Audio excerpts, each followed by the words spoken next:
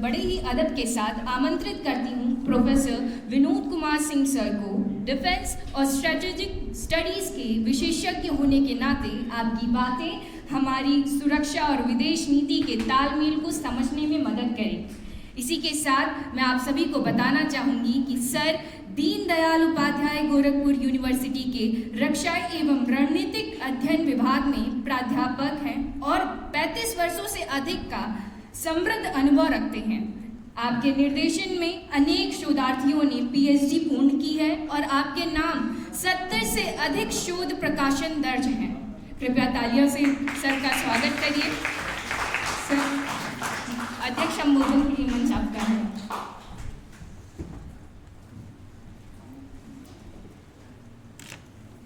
महाराजा सुहेलदेव राज्य विश्वविद्यालय आजमगढ़ की इस धरती पर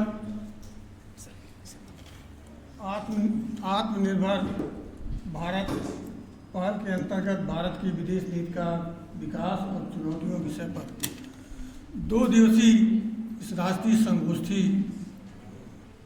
में मंच पर उपस्थित प्रोफेसर अर्चना श्रीवास्तव जी, प्रोफेसर अजीत कुमार राय जी और इस विभाग के सूर्य प्रकाश अग्रहरी जी, शुभम राय, कृषिका श्रीवास्तव जी, डॉक्टर दीक्षा उपाध्याय जी और इस विश्वविद्यालय के माननीय कुलपति, रजिस्ट्रार और पूर्व में दोनों 3 कुलपति का मैं स्वागत करते हुए मैं आभारी हूँ सूर्य प्रकाश अग्रहरी जी का कि मेरे मूल निवास स्थान गृह जनपद में के इस विश्वविद्यालय में आने का उन्होंने अवसर प्रदान किया। यह जो विषय है वस्तुतः यह विषय राजनीति विज्ञान और अर्थशास्त्र और कॉमर्स का विषय है। मैं चूँकि विद्यार्थी हूँ रक्षा अध्ययन विषय का, मेरा विषय तो ये है नहीं और सबसे बड़ी विडंबना यह है कि सुबह 10 बजे से मैं आया हुआ हूँ और उद्घाटन सत्र से लेकर के अब तक लगातार वक्ताओं के सारे वक्तव्यों को सुनते सुनते मुझे पता नहीं चल रहा है कि मैं किस विषय पर क्या कहूँगा, क्या नहीं बोलूँगा। और बच्चों के चेहरों को मैं देख रहा हूँ, विद्यार्थियों को जो सुबह 10 बजे से ही लोगों का एक तरह से जो ज्ञान भंडार है, जो बकवास के रूप में इतना ठूस कर भर दिया गया है कि सब उगे हुए हैं। तो मैं बहुत कुछ नहीं कहूँगा, मैं अपना भाषण बहुत लंबा नहीं दूंगा, मात्र 10 से 15 मिनट में समाप्त करने की कोशिश करूँगा। थोड़ा मैं इससे कोरिलेट करते हुए थोड़ा सा इतर मैं कहूँगा। चर्चाएं जो हुई हैं 1947 में जब भारत आज़ाद हुआ तब से भारत की विदेश नीति और आत्मनिर्भर भारत के संदर्भ में सारे पहलुओं पर चर्चाएं हुई हैं। मेरा ये मानना है कि भारत 1947 में ही आज़ाद नहीं हुआ। भारत एक प्राचीन सभ्यता भारत का देश है। भारत में बहुत पहले से ही आत्मनिर्भर भारत, व्यापार या वैदेशिक नीति की परिकल्पनाएं या संचालन अनादिकाल से चलता आ रहा है। जो भारत की विदेश नीति का जो मूल मंत्र है वह है वसुधैव कुटुंबकम पर आधारित, कि वसुधा ही कुटुंब है और शांतिपूर्ण सह अस्तित्व पर आधारित भारत की विदेश नीति है।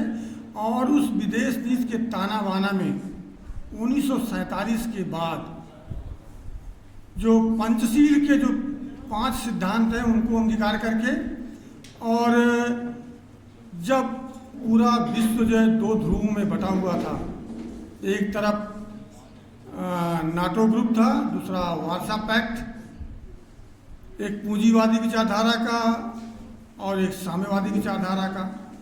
ऐसे अवसर में हम आज़ाद हुए थे, हमारी अपनी नीति अपनानी थी, हमें दोनों पक्षों से सहयोग की आवश्यकता थी, समर्थन की आवश्यकता थी। इसलिए हमने नाला मूवमेंट का चयन किया। उसका मतलब यह था कि हम किसी गुट में सम्मिलित नहीं होंगे, लेकिन किसी भी गुट या किसी भी राष्ट्र द्वारा किसी अनैतिक कार्य का विरोध करेंगे और अच्छे कार्य का समर्थन करेंगे। और जहाँ तक तटस्थता की बात आती है, यदि हमारा राष्ट्रीय हित, नेशनल इंटरेस्ट या हमारी सॉवरेनिटी, हमारी संप्रभुता की सुरक्षा के लिए या नेशनल इंटरेस्ट के लिए आवश्यक है तो हम तटस्थ रहने का भी प्रयास करेंगे। तो भारत की जो विदेश नीति है, मैडम ने लंबा दिया और प्रोफेसर राय ने भी लंबा वक्तव्य दिया। मैं दो चीज़ों से शुरू करना चाहता हूँ। एक तो भारत की विदेश नीति, कूटनीति, रक्षा नीति या रणनीति को समझना हो तो हमें दो ग्रंथों का अध्ययन करना होगा, जिन दो ग्रंथों के बारे में यह कहा जाता है कि उन दो ग्रंथों में यदि कोई चीज़ नहीं मिलता है तो अन्यत्र विश्व में कहीं किसी ग्रंथ या किसी जगह पर वे नहीं मिलेंगे। एक पहला ग्रंथ है महाभारत और दूसरा है कौटिल्य का अर्थशास्त्र। कौटिल्य का जो अर्थशास्त्र है, अर्थशास्त्र का मतलब केवल अर्थ से संबंधित नहीं है। अर्थशास्त्र का मतलब होता है पृथ्वी का विज्ञान।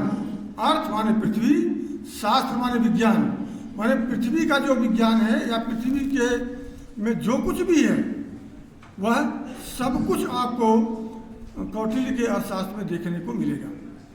तो मैं कौटिल्य के अर्थशास्त्र से ही लेता हूँ। मैडम ने थोड़ी मंडल सिद्धांत की परिचर्चा की थी। तो जो किसी भी देश की विदेश नीति कौटिल्य के मंडल सिद्धांत के इर्द गिर्द ही घूमती है। और कौटिल्य ने जो मंडल सिद्धांत के अंतर्गत 12 राज्यों की परिकल्पना की थी, उसमें एक राज्य को उसने केंद्र में रखा था। वो जो केंद्र में राज था उसका नाम दिया था विजिगीष। उसके बाद आर्य, मित्र, पांडिसग्राह, आक्रांतसार और मध्यम, उदासीन, ये सब करके 12 राज्य थे। उस पर चर्चा नहीं करूँगा, केवल मैं विजिगीष राज्य पर चर्चा करूँगा। विजिगीष राज्य वह राज्य हो सकता है जिसको कौटिल्य ने आदर्श राज्य के रूप में प्रस्तुत किया है कि किसी राष्ट्र को आदर्श राज्य कब मानेंगे, तभी मानेंगे जब उसके अंदर 3 खूबियाँ होंगी, 3 एलिमेंट्स उसके अंदर होंगे। पहला है आत्मसंपन्न, दूसरा है अमात्य संपन्न और तीसरा है नीतियों का आश्रय लेने वाला।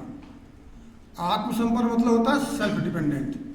किसी पर अगर आश्रित होंगे आप, किसी गुट पर, किसी राष्ट्र पर आश्रित होंगे तो आपकी कोई विदेश नीति नहीं होगी। जैसे आपके पड़ोस में पाकिस्तान को आप देख सकते हैं।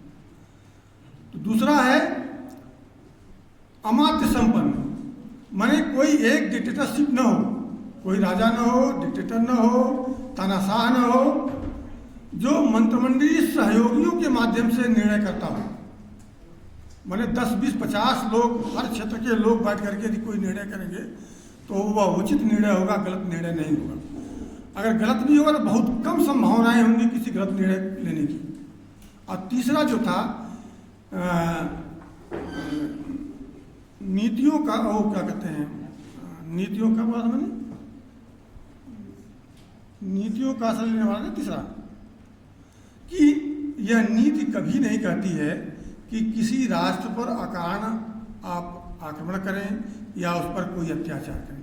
हाँ, यदि उसने कोई गलत कार्य किया है, अनाचरण किया है, तब उसके ऊपर आक्रमण किया जा सकता है। ये तो कौटिल्य के मंडल सिद्धांत के ताना बाना में ही पूरे विश्व की राजनीति, वैदेशिक राजनीति या विदेश नीति का संचालन हो रहा। अब भारतवर्ष में हम आते हैं। 1947 में भारतवर्ष आज़ाद हुआ और वही मैंने चर्चा किया कि 2 गुट थे, हमने नॉन-अलाइनमेंट लिया, फिर पंजीकृत समझौता किया, उसके आधार पर हम चलते रहे और दोनों राष्ट्रों से, दोनों महाशक्तियों से हमने कायम किया। एक स्थान पर हमारी विदेश नीति में परिवर्तन तब आया जब मैडम ने भी पर चर्चा की थी 1971 का जो भारत और पाकिस्तान का युद्ध हुआ, जो बांग्लादेश के अभ्युदय के लिए हुआ। तो इंदिरा गांधी इस बात में युद्ध लड़ने से पहले पूरे विदेश की उन्होंने यात्राएं की थी और वह इस बात को भली भांति जानती थी कि यदि मुक्त वाहिनी को आज़ाद कराने के लिए भारतीय सेना हस्तक्षेप करेगी तो पाकिस्तान के साथ अमेरिका जरूर आएगा। हुआ भी था ऐसा ही। इसीलिए इंदिरा गांधी ने रसिया के साथ 20 वर्षीय शांतिपूर्ण मैत्री संधि सैनिक संधि कर रखी थी। उसका परिणाम भी आपको देखने को मिला होगा कि जब युद्ध चल रहा था तो अमेरिका ने अपना 7वां बेड़ा भारत के विरुद्ध भेजा, तो रसिया ने कहा कि यदि बेड़ा चला तो रूसी बेड़े भारत के पक्ष में चलेंगे, तो वहीं रुक गया। तो एक परिवर्तन उस समय आया, फिर दोबारा परिवर्तन हमको देखने को मिलता है। मैडम गांधी ने ही 1974 में नाभिकीय परीक्षण किया, वैदेशिक विरोध हुआ, उन्होंने कहा नहीं हमने ये परीक्षण किया है, शांतिपूर्ण उद्देश्यों के लिए किया है, ऊर्जा के लिए किया है। फिर पुनः 1998 में हमारी विदेश नीति में परिवर्तन आया, जब वाजपेयी जी ने 98 में नाभिकीय परीक्षण किया, तो उन्होंने कहा कि अब यह जो परीक्षण है वह शांतिपूर्ण उद्देश्य के लिए नहीं है, हमने वह तकनीक हासिल कर ली कि जब चाहें तब हम नाभिकीय बम का निर्माण कर सकते हैं, और भविष्य में अब हमें किसी परीक्षण की आवश्यकता नहीं होगी, क्योंकि हमने वो तकनीक हासिल कर ली है कि अब हम लैब में परीक्षण कर लेंगे। साथ ही साथ भारत ने कहा कि हम नो फर्स्ट यूज का पालन करें, पहले किसी राष्ट्र पर हम नाभिकीय हथियार का प्रयोग नहीं करेंगे। यदि हमारे पर कोई करेगा तो हम अपने पास सेकेंड स्ट्राइक कैपेबिलिटी रखेंगे, द्वितीय प्रहारक क्षमता द्वारा उसे नष्ट कर सकें। यह नीति का ये उस समय परिवर्तन हुआ। अभी जो माननीय मोदी जी का जो शासनकाल चल रहा है, उसमें जो विदेश नीति का जो है वो 2 चीज़ों को लेकर के उन्होंने चाहा कि दोनों गुटों से उन्होंने बराबर संपर्क रखा। उसके अतिरिक्त अन्य बड़ी शक्तियां जो फ्रांस है, ब्रिटेन है, ऑस्ट्रेलिया है, या साउथ अफ्रीका के देश हैं, या मिडिल ईस्ट के जो देश हैं, उनसे उन्होंने मित्रता की। और उन्होंने कहा कि पहली पॉलिसी लाए पड़ोसी प्रथम की नीति, कि पहले अपने पड़ोसियों को हम अपने पक्ष में करें, उनकी सहायता करें और उनके साथ संबंधों को सुदृढ़ करेंगे, तभी हम एक शक्ति के रूप में उभर सकते हैं। और उन्होंने एक और डायस्पोरा शब्द का आपने सुना होगा, चर्चा सुना होगा। जब भी मोदी विदेश में जाते हैं तो जो भारतीय मूल के लोग हैं उन लोगों से जरूर मिलते हैं, उनका कार्यक्रम होता है जिससे वो भारतीयों को भारत से जोड़ने का प्रयास करते हैं। उससे भी आत्मनिर्भर भारत के क्षेत्र में बहुत सारे कार्य हुए हैं। और जहाँ तक आत्मनिर्भर भारत का सवाल है, ये आप देख रहे हैं कि विदेश नीति का ही परिणाम है कि रूस यूक्रेन का जो युद्ध चल रहा है, अमेरिका यूक्रेन के साथ है, फिर भी भारत जो है यूक्रेन के भी पक्ष में है और रसिया के भी पक्ष में है। रसिया से वह तेल भी ले रहा है, यूक्रेन से अपने नागरिकों को सकुशल लाया और अन्य देश के नागरिकों को भी सकुशल लाया। लेटेस्ट जो युद्ध चल रहा है इजराइल का युद्ध, अमेरिका इजराइल और ईरान हमारा मित्र देश है, फिर भी जो हार्मुज है वहाँ से अन्य देशों को ऑयल की सप्लाई नहीं हो पा रही है, लेकिन भारत जैसे देश को, जबकि भारत ने कोई पक्ष अपना नहीं रखा है, न तो इजराइल के पक्ष में रखा, न अमेरिका के पक्ष में रखा और न ही उसने ईरान के पक्ष में कुछ रखा है, फिर भी ईरान भारतीय जहाज़ों को आने दे रहा है। ये हमारी विदेश नीति की बड़ी उपलब्धि है। और मैं यह मानता हूँ कि दोनों राष्ट्र अमेरिका, इजराइल और ईरान, ये तीनों चाहते हैं कि भारत मध्यस्थता करके इस युद्ध को रुकवाए। उधर रसिया यूक्रेन भी दोनों चाहते हैं कि भारत ही इस युद्ध को रुकवा सकता है। यह मेरा भी मानना है, यदि युद्ध को रुकवाना होगा तो भारत ही एक ऐसा सशक्त राष्ट्र है जो इस युद्ध को रोकने वाले में सक्षम साबित होगा। और आत्मनिर्भर भारत में बहुत सारे क्षेत्रों में, ऊर्जा से लेकर के हर क्षेत्र में विकास के कार्य हो रहे हैं। रक्षा के क्षेत्र में भी बहुत सारे कार्य हुए हैं। आप देखिए भारत की जो पॉलिसी पहले थी, जब भी पाकिस्तान आतंकवादियों का प्रयोग भारत में करता था आतंक फैलाने के लिए, तो हम डोजियर भेजते थे, डोजियर, या यूएनओ में जाते थे या अमेरिका से शिकायत करते थे। लेकिन मोदी जी के आने के बाद उन्होंने कहा टिक फॉर टैट, जैसे कुछ तैसा, तुरंत जवाब देंगे, चाहे वो उरी का हुआ हो, चाहे बालाकोट। देखिए आप, भारत ने पहली बार सर्जिकल स्ट्राइक किया और कहा, करके दिखाया भी। इसके अलावा एयर स्ट्राइक किया बालाकोट में, उतने दूर पाकिस्तान में घुस करके मारा, ठीक है। इसके बाद जो जम्मू कश्मीर में कांड हुआ, जो नृशंस हत्याएं की गई, उसके परिणाम स्वरूप भारत ने जो ऑपरेशन सिंदूर किया, अपने सारे लक्ष्यों को हासिल किया बगैर किसी कैजुअलिटी के, और वो भी उधर से जितने भी मिसाइल्स दागे गए, जो कुछ भी किया गया, हमारा जो स्वनिर्मित आकाश सिस्टम है और रसिया से जो हमने 400 ले रखा है, उसने भारतीय भूमि पर उनको आने से पहले ही मार गिराया और हमारे किसी भी विमान, किसी भी चीज़ की कोई क्षति नहीं हुई। यह आगे भविष्य के होने वाले युद्धों में ये रेखांकित करने की चीज़ होगी कि कैसे भारत ने कितने कम समय में अपने सारे टारगेट को बगैर किसी मैनुअल या किसी अन्य कैजुअलिटी या किसी सेना के क्षेत्र में या जनसंख्या के क्षेत्र में न करके अटैक, पिन पॉइंटेड अटैक बहुत कम समय में किया है। ये भारत की शक्ति को दर्शाता है। साथ ही साथ भारत जो सेमीकंडक्टर के क्षेत्र में और इंजन के क्षेत्र में और जो ब्रह्मोस मिसाइल है, भारत और रसिया मिलकर के बनाते हैं, दोनों तकनीक से बनती है, और जो तेजस विमान है उसकी सप्लाई भी अन्य देशों को भारत कर रहा है। ब्रह्मोस की भी सप्लाई कर रहा है, ब्रह्मोस की मारक क्षमता।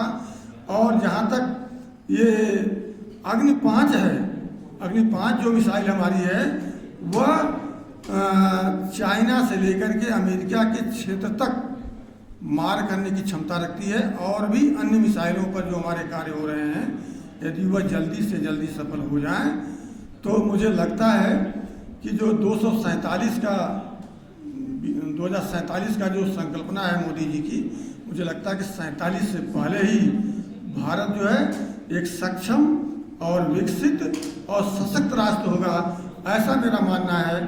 और बहुत लंबा समय हो रहा, आप सभी लोग थके हुए हैं, मैं भी एक तरह से थकाई हुई 10 बजे से आकर के, तो बहुत कुछ मुझे अब नहीं कहना है। आप लोगों ने मुझे बुलाया, आपने इस कठिन दौर में भी धैर्य रख करके मुझे सुना, इसके लिए हम सभी के आभारी हैं।